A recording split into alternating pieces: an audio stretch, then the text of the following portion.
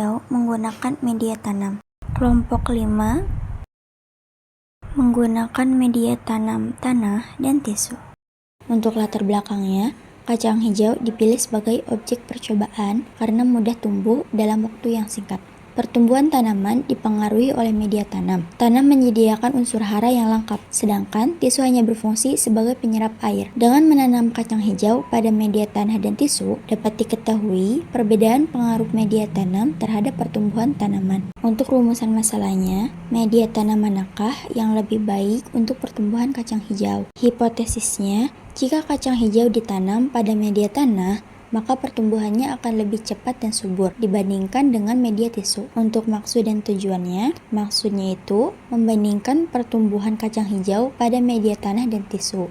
Untuk tujuannya, yang pertama adalah mempengaruhi perbedaan pertumbuhan kacang hijau dalam media tanah dan tisu. Yang kedua, itu membuktikan bahwa media tanam mempengaruhi pertumbuhan tanaman.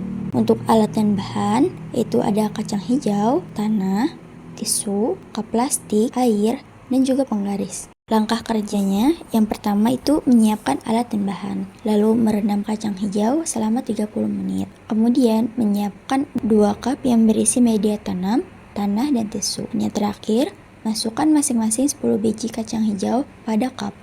Langkah pertama yaitu rendam kacang hijau selama 15 menit. Masukkan tanah dan tisu pada cup sebagai media tanam. Masukkan masing-masing 10 biji kacang hijau. Kemudian tetesi dengan air secukupnya. Di hari pertama, kulit bijinya mulai pecah dan akar mulai tumbuh. Di hari yang kedua, batang mulai memanjang di media tanah 0,6 cm dan di tisu 0,4 cm. Hari ketiga, kecambah semakin tinggi di media tanah 1,3 cm, di media tisu 0,9. Hari keempat di media tanah 2,8 cm dan di media tisu 2,2 cm. Hari kelima di media tanah 6,2 cm dan di media tisu 5,4 cm. Hari keenamnya di media tanah 8,13 cm dan di media tisu 7,14 cm. Dan yang terakhir, di hari ke-7 di media tanam 11,6 cm dan di media tisu 11,2 cm.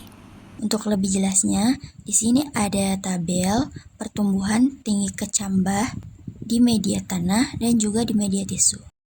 Dan ini ada grafik.